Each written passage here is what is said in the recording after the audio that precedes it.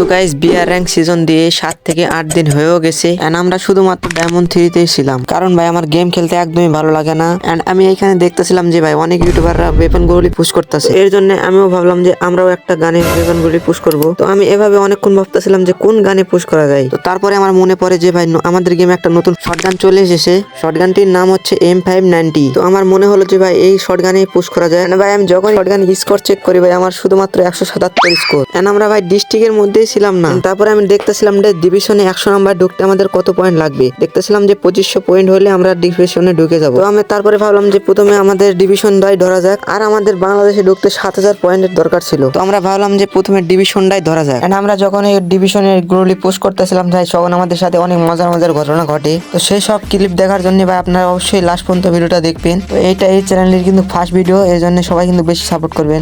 Guys ফুল ভিডিওটা দেখতে চাইলে অবশ্যই নিচে টাইটেলে ক্লিক করেন, তাহলে ফুল ভিডিও দেখতে পারবেন।